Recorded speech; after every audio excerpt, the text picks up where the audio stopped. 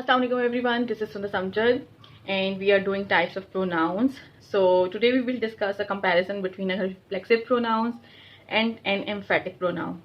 So सबसे पहले तो जो चीज़ एक इम्पॉर्टेंट है कि emphatic pronouns या reflexive pronouns को हम एक ही तरह से बनाते हैं, हम self का एडिशन करते हैं सिंगुलर प्रोनाउंस के साथ। जैसे हर के साथ मैंने सेल्फ का एडिशन किया और इसको हर सेल्फ बना दिया। सिमिलरली हिम के साथ मैंने सेल्फ का एडिशन किया और इसको मैंने हिम सेल्फ बना दिया। It can be it self, it के साथ अगर मैं सेल्फ का एडिशन करूँ तो मेरे पास इट सेल्फ बन जाएगा। इसी तरह से ये तो सिंगुलर में है, अगर मैं प्लूरल में आवर के साथ सेल्स का एडिशन करूँगी, अब सेल्फ का नहीं करूँगी, तो ये बन जाएगा आवर सेल्स। एंड अगर मैं देम के साथ सेल्स का एडिशन करूँगी तो वो बन जाएगा हमारे पास themselves. So this is how we make reflexive pronouns और you can say emphatic pronounce. इनकी शेप एक ही होती है बट इनका यूजेज डिफरेंट होता है। अब हम ये डिस्कस कर लेते हैं कि रिफ्लेक्टिव प्रोनाउन क्या होता है और एम्फैटिक प्रोनाउन क्या होता है। Reflective pronoun basically is from reflection which reflects back. Like I have defined that action of the subject reflects back to it, कि जो एक्शन हो रहा है वो रिफ्लेक्ट बैक कर रहा है अपने सब्जेक्ट की तरफ, वापस जो है उसका रिफ्लेक्शन दे रहा है, वो हमारे पास रिफ्लेक्सिव प्रोनाउन होता है। फॉर एग्जाम्पल अगर मैं यहाँ पर एग्जाम्पल लिखती हूँ ही कट हिमसेल्फ। अब यहाँ पर देखिए आप, हमारे पास सब्जेक्ट है, हमारे पास वर्ब है और हमारे पास ऑब्जेक्ट है। यहाँ पर इस सब्जेक्ट को ये ऑब्जेक्ट जो है, ये ऑब्जेक्ट हिमसेल्फ रेफर बैक कर रहा है इस subject. That is why this is a reflective pronoun, reflexive pronoun. While in emphatic pronouns we can say that, emphatic निकला है वर्ड एम्फसिस से। एम्फसिस कहते हैं जोर देने को। जब कोई चीज़ जोर दे रही है किसी सब्जेक्ट के ऊपर, प्रोनाउन जोर दे रहा है सब्जेक्ट के ऊपर, उस पर एम्फसिस दे रहा है, that is an emphatic pronoun. We can say use to just emphasize the action of the subject, just जोर देने के लिए जो है वो इस्तेमाल हो रहा है। जैसे मैं इसी सेंटेंस को इस तरह से लिखूं, अगर ही हिमसेल्फ कट द केक। अब देखिए यहाँ पर सब्जेक्ट क्या है सेंटेंस में, ही। यहाँ पर वर्ब है कट और यहाँ पे ऑब्जेक्ट है cake.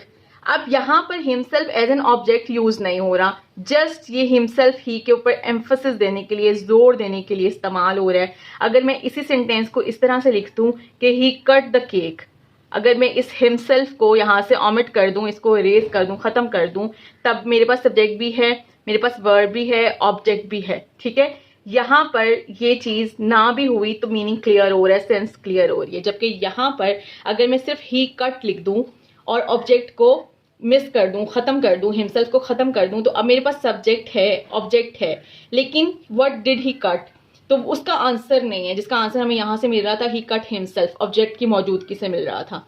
Let's move to the second difference of emphatic and reflexive pronouns. See, he cut in himself जो मैंने एग्जाम्पल लिखी थी, यहाँ पे सब्जेक्ट और ऑब्जेक्ट, ये जो हिमसेल्फ था वो रेफर बैक कर रहा था इस सब्जेक्ट को, यानी कि सब्जेक्ट और ऑब्जेक्ट में एक ही पर्सन की बात हो रही थी। तो रिफ्लेक्सिव प्रोनाउन में subject is equal to object होता है, यानी कि सब्जेक्ट और ऑब्जेक्ट में एक ही पर्सन की बात हो रही होती है। We are talking about the same person. तो सेम पर्सन हो सकता है, सेम थिंग हो सकता है, लेकिन बात एक ही चीज की जब हो रही होती है तो वो हमारे पास रिफ्लेक्सिव प्रोनाउन होता है।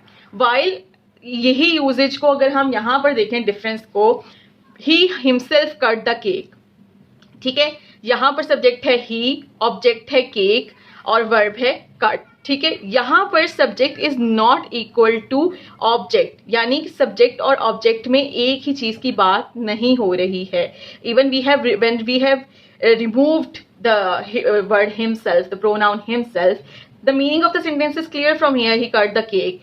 Subject he है, object cake है. They are two different things. So they are not talking about the same person as it is being done in the reflexive pronouns. This is another difference between reflexive pronouns and emphatic pronouns. अब हम अपने तीसरे difference की बात करते हैं reflexive pronouns और emphatic pronouns के। I told you that the subject here refers back to the action. ठीक है, किस तरह से, फॉर एग्जाम्पल एक और हम इसकी एग्जाम्पल देख लेते हैं। जैसे मैं कहूँ कि I wrote myself a letter. ठीक है, अब यहाँ पर हमारे पास क्या हो रहा है कि सब्जेक्ट है आई, ठीक है, और ऑब्जेक्ट में आ रहा है माई सेल्फ अ लेटर। ठीक है, मैंने किसको खत लिखा, to whom I write a letter. I wrote a letter to myself, ठीक है, यहाँ पे रिफर बैक कर रहा है ये, we are involving two objects over here like myself and a letter. तो यहाँ पर किसको मैंने खत लिखा, मैंने अपने आप को खत लिखा, ठीक है। तो इसका आंसर यहाँ से मिल रहा है, this is how it is referring back to the subject. यहाँ पर क्या हो रहा है, अगर हम इसी डिफरेंस को देखें तो यहाँ पर ये हमारे पास सब्जेक्ट जो है वो टर्न बैक नहीं होता ऑब्जेक्ट की तरफ। फॉर एग्जाम्पल अगर मैं कहूँ I myself wrote a letter, ठीक है। अब ये मैं एग्जाम्पल यूज कर रही हूँ, लेकिन मैं क्या कर रही हूँ, यहाँ सब्जेक्ट है मेरा आई, यहाँ पे मेरा वर्ब है रोट, और our letter is working as an object, while there was myself a letter, both were working as an object. Here only a letter is working as an object, and this letter, this object is not referring back to this subject. एक ही चीज की बात नहीं हो रही है, जबकि यहाँ पे माई सेल्फ जो है यहाँ पे एम्फोसिस देने के लिए यूज हो रहा है, जोर देने के लिए यूज हो रहा है। This is why it is an emphatic pronoun over here. अब हम अपने फोर्थ यूज की बात कर लेते हैं। That is a main thing, an important thing to know the difference between a reflexive pronoun and an emphatic pronoun. Without this reflexive pronoun, the sentence doesn't make a sense. ठीक है, जबकि यहाँ पे sentence can make a sense without it. जैसे हमने बात की थी, हम एग्जाम्पल लिख रहे थे, he cut himself, ठीक है।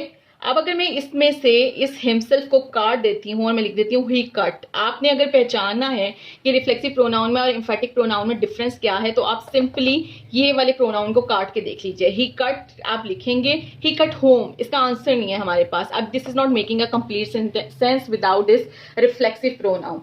लेकिन अगर मैं कहूँ ही हिमसेल्फ कट द केक, ठीक है, तो यहां पर क्या हो रहा है कि अगर इस सेंटेंस में से मैं हिमसेल्फ निकाल देती हूँ, मैं कह देती हूँ he cut the cake, now the sense is again clear, there is no difference between the sense of the sentence because it is only giving an emphasis on the subject of the sentence. So यहाँ से same बात जो है, अगर हम हर point से देखें तो बात एक ही हो रही है कि यहाँ पर जब ये ऑब्जेक्ट का काम कर रहा है और ऑब्जेक्ट रेफर बैक कर रहा है सब्जेक्ट को, तो रिफ्लेक्सिव प्रोनाउन है, और जब ऑब्जेक्ट और सब्जेक्ट सेम नहीं है, ऑब्जेक्ट रेफर बैक नहीं कर रहा सब्जेक्ट को, तो that is an emphatic pronoun. This is how we can understand the difference between a reflective pronoun and an emphatic pronouns. तो अब हम कुछ एग्जाम्पल्स के थ्रू इसका डिफरेंस डिस्कस कर लेते हैं।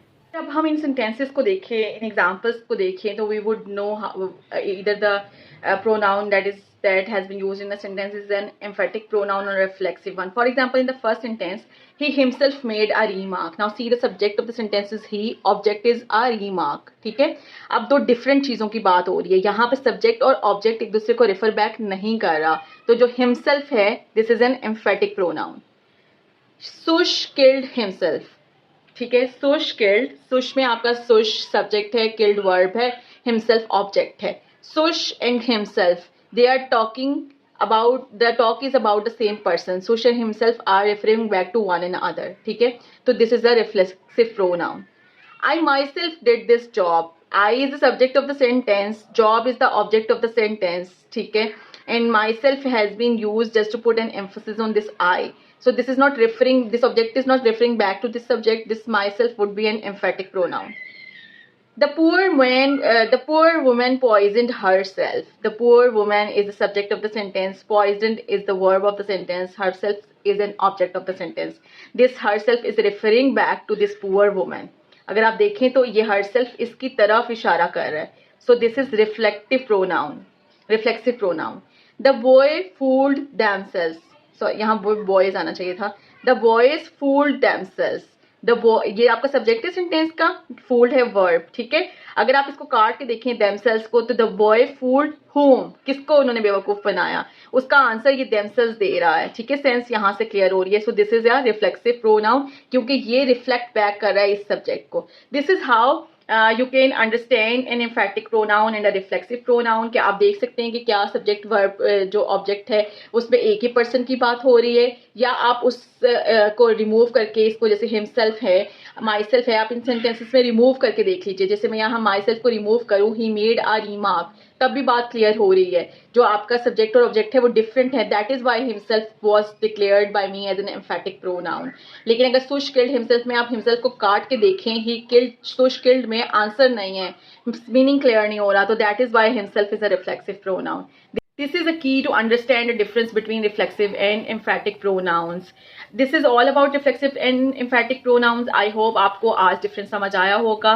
इस वीडियो को आपको अगर पसंद आई है तो प्लीज़ इसको लाइक कीजिए, शेयर कीजिए अपने फ्रेंड्स के साथ, चैनल को सब्सक्राइब कीजिए, कमेंट कीजिए. Thank you so much. अल्लाह हाफिज़.